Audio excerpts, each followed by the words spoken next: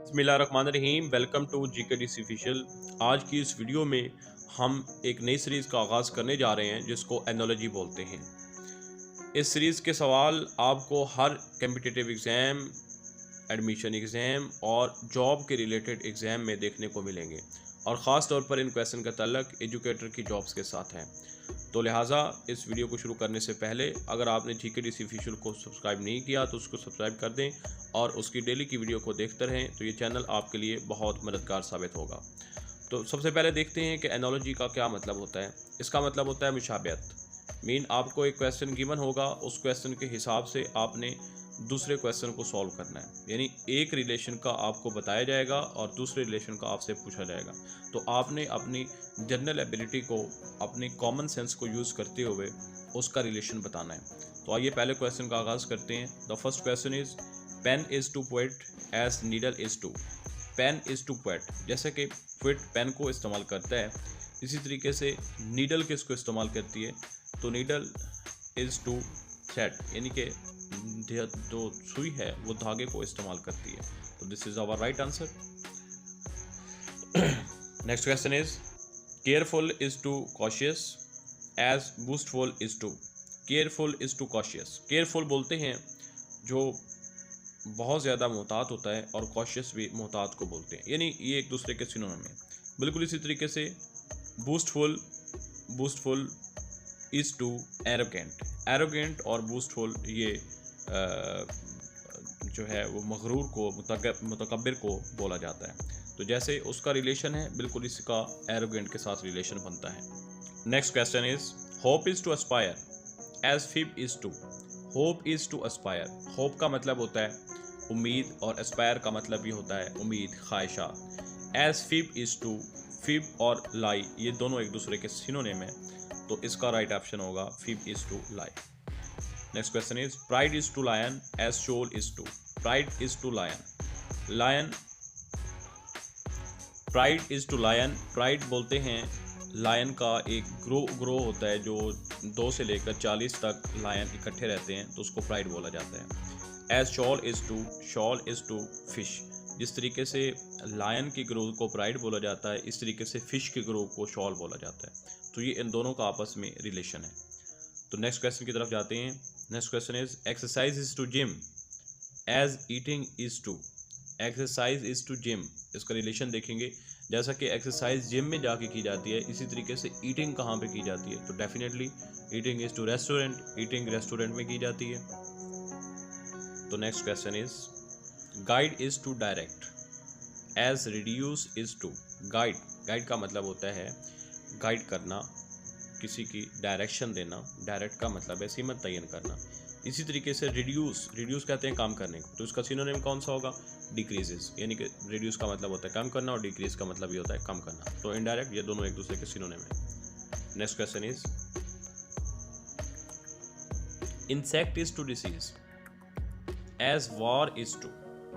Insect is to disease, यानी कि जैसा कि इंसेक्ट जो होता है वो बीमारी फैलाता है, बिल्कुल इसी तरीके से वार इज टू। वार क्या लेके आता है, वार डिस्ट्रक्शन लेके आता है, तबाही लेके आता है। जैसे कि इंसेक्ट बीमारियों को दावत देते हैं, इसी तरीके से जंग जो होती है, वार होती है, वो डिस्ट्रक्शन को, तबाही को दावत देती है। Next question is ore is to robot as foot is to.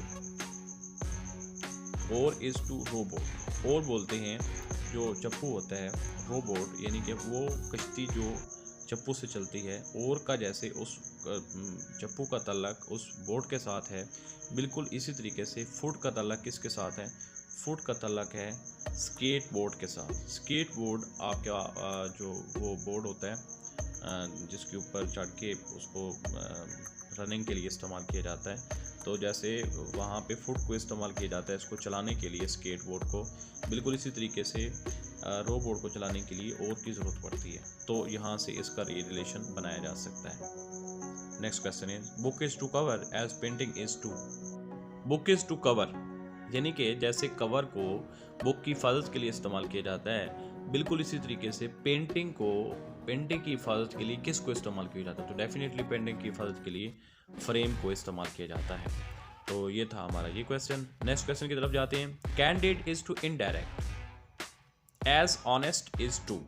अब देखिएगा, कैंडिड बोलते हैं जो नरम या साफ गो इंसान होता है उसको कैंडिड बोला जाता है। इनडायरेक्ट जो साफ गो नहीं होता उसको इनडायरेक्ट बोला जाता है। ये एक दूसरे के सिनोनिम नहीं बल्कि एंटोनिम है। बिल्कुल इसी तरीके से आप देखेंगे ऑनेस्ट इज टू। ऑनेस्ट का ताल्लुक किसके साथ है? तो ऑनेस्ट का ताल्लुक अनट्रूथफुल के साथ है। अनट्रूथफुल का जो एंटोनिम है उसको ऑनेस्ट बोला जाता है। तो this was our question. Next question की तरफ जाते हैं। Next question is asthma is to lungs. जैसे अस्थमा एक बीमारी है जिसको दमा बोलते हैं, वो लंग्स की बीमारी है। As conjunctivitis is to. ये जो बीमारी है इसका ताल्लुक किसके साथ है? तो इसका ताल्लुक आइज़ के साथ है। ये आइज़ की एक बीमारी है। नेक्स्ट क्वेश्चन की तरफ जाते हैं। Artist is to painting as senator is to. जैसा कि एक आर्टिस्ट पेंटिंग बनाता है, बिल्कुल इसी तरीके से एक सीनेटर क्या बनाता है? तो एक सीनेटर लॉ को बनाता है, कावानीन बनाता है। Next question is embarrassed is to humiliated as frightened is to terrified. ये भी एक दूसरे के सिनोनिम हैं। तो next question is air is to atmosphere as water is to. जैसे कि एटमॉस्फेयर में एयर होती है, यानी कि हवा होती है, हमारी फिज़ा के अंदर हवा होती है, एज वाटर इज टू। इसी तरीके से वाटर होता है, तो वाटर का ताल्लुक किसके साथ है? वाटर का ताल्लुक ओशन के साथ है, यानी समंदर के साथ है। नेक्स्ट क्वेश्चन की तरफ जाते हैं। Communicable disease is to malaria as non communicable disease is to. Communicable disease उसको बोलते हैं जो वबाई बीमारियाँ होती हैं, जो फैलती हैं एक दूसरे से। नॉन कम्युनिकेबल उसको बोलते हैं जो एक दूसरे से नहीं फैलती। तो कैंसर जो है एक दूसरे से नहीं फैलती। तो ये नॉन कम्युनिकेबल डिसीज़ हैं। इसके अलावा यहाँ पे जितने भी मौजूद हैं, जैसा कि एड्स है और ये वाली है, ये है और ये है, ये तीनों और उसके साथ मलेरिया, ये कम्युनिकेबल डिसीज़ हैं। जबकि हमारे पास जो कैंसर है ये नॉन कम्युनिकेबल डिसीज़ है। तो ये था हमारा नेक्स्ट क्वेश्चन की तरफ बढ़ते हैं। नेक्स्ट क्वेश्चन की तरफ जाते हैं। Next question is secretly is to openly as silently is to. Secretly is to openly. Secretly बोलते हैं कि जो छुपा हुआ है, और ओपनली जो खुला है, यानी कि इन दोनों का आपस में जो ताल्लुक है।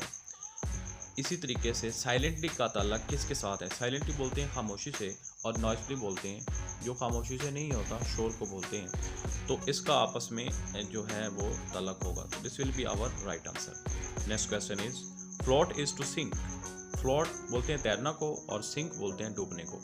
यानी कि तैरने का डूबने के साथ जो ताल्लुक है, एज बोट इज टू। इसी तरीके से बोट का किसके साथ ताल्लुक है? तो याद रहे कि फ्लोट जो होता है वो पानी के ऊपर तैरना होता है, और सिंक होता है पानी के अंदर डूब जाना, ठीक है, अंदर चला जाना। इसी तरीके से बोट जो होती है वो पानी के ऊपर रहती है, और सब मैरीन जो होती है ये पानी के अंदर होती है, मूव करती है। तो इसका ताल्लुक बिल्कुल सब मैरीन के साथ बनता है। नेक्स्ट क्वेश्चन की तरफ जाते हैं। Sponge is to porous. Sponge is to porous as rubber is to. अच्छा, स्पॉन्ज की जो क्वालिटी है वो पोरस होती है, उसके अंदर सुराख होते हैं। इसी तरीके से हमने रबड़ की क्वालिटी देखनी है। तो रबड़ की क्वालिटी क्या होती है? वो इलास्टिक उसमें होती है, इलास्टिसिटी होती है। तो elastic will be our right answer. Next question is water is to dam as trade is to. Dam किस लिए बनाया जाता है? पानी को स्टोर करने के लिए। बिल्कुल इसी तरीके से जो ट्रेड पॉलिसी है वो किस लिए बनाई जाती है? वो ट्रेड के लिए बनाई जाती है। जैसे डैम पानी के लिए बनाया जाता है, बिल्कुल इसी तरीके से ट्रेड पॉलिसी ट्रेड के लिए बनाई जाती है। Next question is play is to actor. जैसे एक्टर का ताल्लुक प्ले के साथ है, ऐसे कंसर्ट इज टू। कंसर्ट बोलते हैं जो म्यूज़िक का परफॉर्मेंस करता है उसको कंसर्ट बोला जाता है। तो कंसर्ट का ताल्लुक किसके साथ होगा? म्यूजिशियन के साथ इसका ताल्लुक होगा। नेक्स्ट क्वेश्चन की तरफ बढ़ते हैं। Interest is to money lender as salary is to. जैसे इंटरेस्ट यानी सूद का ताल्लुक सूदखोर के साथ होता है, बिल्कुल इसी तरीके से सैलरी का ताल्लुक किसके साथ होता है? तो सैलरी का ताल्लुक एम्प्लॉय के साथ होता है। तो याद रहे कि इंटरेस्ट का ताल्लुक मनी लॉन्डर के साथ है, सैलरी का ताल्लुक एम्प्लॉय के साथ है, और वेजेस का ताल्लुक वर्कर के साथ है। Next question. आज थे हमारे एनोलॉजी के ये क्वेश्चन आपके लिए हेल्पफुल साबित हुए होंगे। आप इस तरह के मज़ीद क्वेश्चन देखने के लिए GKDC ऑफिशियल को सब्सक्राइब करें और इसकी डेली की वीडियो देखते रहें। इंशाल्लाह ये वीडियो आपको किसी भी कम्पिटिटिव एग्ज़ाम, जॉब के रिलेटेड एग्ज़ाम और एडमिशन एग्ज़ाम को क्रैक करने में मददगार साबित होगा।